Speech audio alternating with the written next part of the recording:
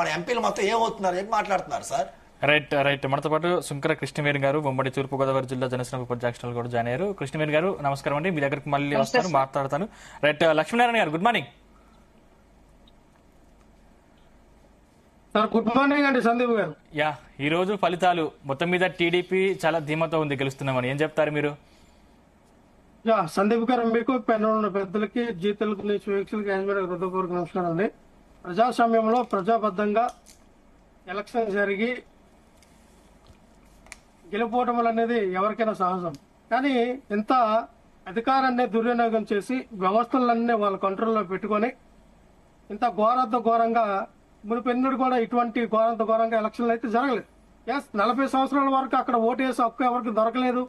ఓటేసే హక్కు వచ్చింది, ప్రజాస్వామ్యబద్ధంగా మేము ఎలక్షన్ చేసామని చెప్పుకుంటూ ఉన్నారు కదా. ప్రజాస్వామ్యబద్ధంగా ఎలక్షన్ జరిపితే ఆ ఓట్లు మమ్మల్ని వేసుకుని మహాప్రభు అని చెప్పి అక్కడ ఓటర్లందరూ కూడా పోలీసు వాళ్ళు పట్టుకోవాల్సిన పరిస్థితి ఎందుకు ఏర్పడింది? వాళ్ళు వాటర్ స్లిప్లు తీసుకెళ్లి ప్రతి బూత్ లో పులివెందుల్లో 15 బూతులు ఉంటే 15 బూతుల్లో కూడా ఒక్కొక్క బూత్ కి 200 నుంచి 300 వరకు పోలీసులు పెట్టడం, ఒక్కొక్క బూత్ కి 1000 నుంచి 500 నుంచి 1000 మంది టీడీపీ గోండల్లో ప్రత్యేకమైనటువంటి గోండల్లో పెట్టడం. అంటే అక్కడ బూత్ లో ఉన్నటువంటి ఏజెంట్లని ఉదయం 5 గంటలకి అక్కడి నుంచి తెరవేయడం, మొత్తం వాళ్ళ కంట్రోల్లోకి తీసుకొని రిగ్గింగ్ పాల్పడడం. ఎవరు కూడా ఓటేస్తే అక్కడ పరిస్థితి కనబడలా, ఎవరిని కూడా ఓటేయాల.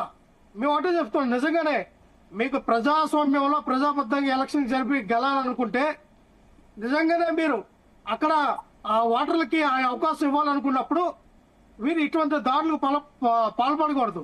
గెలుపోవటం ఎవరికైనా సహజం అంటే అందులోనే ఒక 9 నెలల్లో 8 నెలల్లో ఉంటూ ఒక ఆఫ్టర్ ఒక జడ్పీటీస్ పదవి కోసం మీరంతా తాపత్రయం పడి ఒక సీఎంఓ, ఒక డిప్యూటీ సీఎంఓ, ఒక హోమ్ మినిస్టర్, ఒక డిఎస్పీ, ఒక ఎస్పీ, ఒక డిఎస్జీ, మొత్తం యంత్రాంగం, ఒక ఎన్నికల కమిషన్ మొత్తం అందరూ ఒకటైపోయి ఒక 10,600 ఓట్లు ఉన్నటువంటి ఒక చిన్న మండలమైనటువంటి ఒక జడ్పీటీస్ కోసం ఇంత ఆరాటం పడి మీరు ఏం సాధించేశారని చెప్పడానికి ఏమవుతుంది? మీరు అక్కడ గెలిస్తే ఏమవుతుంది అన్న? ఏమైనా రాష్ట్రం తిరగబడిపోద్దా? లేదంటే మరొక 10 సీట్లు మీకు పెరుగుతాయా? లేదా రేపు వచ్చిన ఎలక్షన్ లో మరొక 100 సీట్లు 100 ఓట్లు ఎక్కువ పడతాయా? ఏమో పడవు. కానీ అక్కడ నామినేషన్ వేసేందుకు భయపడే పరిస్థితి నుంచి లక్ష్మీనారాయణ గారు నామినేషన్ వేసేందుకు భయపడే పరిస్థితి నుంచి ఈ రోజు 11 మంది నామినేషన్లు వేశారు, 11 మంది పోటీలు నిలబడ్డారు. అంటే ఇప్పుడు పూర్తి స్వేచ్ఛ లభించింది అని చెప్పేసి టీడీపీ ఆరోపిస్తోంది కదా. ఇది ఫూలిష్నెస్ సార్.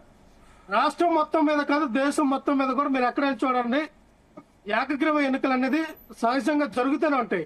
ఆయా గ్రామంలో 2-3 వర్గాలు ఉంటాయి. ఆ వర్గాల మధ్య గొడవలు లేకుండా, లేదు ఆ వర్గాల్లో ఉన్నటువంటి ప్రజలందరూ ఏకతాటిపైకి వచ్చి వాళ్ళ నిర్ణయంతో మా గ్రామం అభివృద్ధి చెందాలి, మా మండలం అభివృద్ధి చెందాలని చెప్పి కొంతమంది ఏకగ్రీవం చేసుకుంటారు తరతరాలుగా. మా ఊరు పక్క ఊరు ఉంది ఒకటి, ఆ ఊర్లో ఎప్పుడు కూడా ఇప్పుడు 30-40 సంవత్సరాల నుంచి ఏకగ్రీవమే. ప్రెసిడెంట్ కానీ, ఎంపీటీసీ కానీ, జడ్పీటీసీలు అన్ని కూడా. పులివెందుల్లో ఒకటే జరగట్లా. మీరు ఎక్కడైనా చూడండి, చాలా వరకు ఉంటాయి ఏకగ్రీవాలు. అది వైఎస్ఆర్ పార్టీగా, టీడీపీగా, కాంగ్రెస్ పార్టీగా అక్కడ పార్టీలతో సంబంధం ఉండదు. ఆ స్థానిక ప్రజల నిర్ణయాలు బట్టి, ఆ ఉన్నటువంటి ఆ గ్రామంలో, ఆ మండలంలో ఉన్నటువంటి ప్రజల నిర్ణయాలు బట్టి ఆ యొక్క ఎలక్షన్ అనేది ఎలక్షన్ పెట్టాలా లేదంటే మనం అందరం కలిపి ఏకగ్రీవం తీసుకోవాలని ప్రజల నిర్ణయం బట్టి ఉంటుంది. అంతేగాని నియంత్రణగా మీరు ఎలా భావిస్తారు? ఈ రోజున మీరు ఓట్లేస్తున్నారు, మీరు ఓటేసే అవకాశం ఇచ్చి కూడా మరి ప్రజల్ని ఎందుకు ఓటేయడానికి పంపించలా? ఎందుకు మీరు అడుగడుగు నట్టుకున్నారు? ఎస్, నిజంగా మీకు గెలుపు కావాలి ఇంత సెంట్రల్ ఫోర్సులు పెట్టి ఎలక్షన్ జరిపించండి, తెలుసుకుందాం. మీకు కనీసం 5% ఓట్లు పడిన పులివెందుల జగన్మోహన్ రెడ్డి గారికి ఎటువంటి సరిష్మా లేదో, ఎటువంటి బలం లేదని మేము ఒప్పుకుంటాం. ఎలక్షన్ మళ్ళీ రీపోలింగ్ జరిపించండి, సెంట్రల్ బలగాలు పెట్టి, రాష్ట్ర బలగాలు పక్కన పెట్టి సెంట్రల్ బలగాలు ప్రయోగించి మీరు ఎలక్షన్ జరిపించండి. పులివెందుల్లో 5% ఓట్లు మేము ఒప్పుకుంటాం. జగన్మోహన్ రెడ్డి గారికి ఎటువంటి బలం లేదని. అలాగే ఇంకా కాంగ్రెస్ పార్టీ నాయకులు మాట్లాడుతూ ఉన్నారు, ఎంత హాస్యాస్పదంగా మాట్లాడుతూ ఉన్నారంటే, మాకు దేశం మొత్తం మీద బలం లేదు, మ్యాన్ పవర్ లేదు, మేము ఎలాగా దేశం మొత్తంలో 29 రాష్ట్రాల్లో శాంపుల్ తీసుకొచ్చి మేము ఓటు తస్కరించారు, ఓట్లు చోరీ జరిగినాయి, అక్కడ ట్యాంపరింగ్ జరిగిందని మేము ఎలా నిరూపించాలని. సార్, మీది ఒక జాతీయ పార్టీ, మీకు జాతీయ పార్టీగా భారతదేశాన్ని సుమారు 50 సంవత్సరాలు పరిపాలించి ఉన్నారు.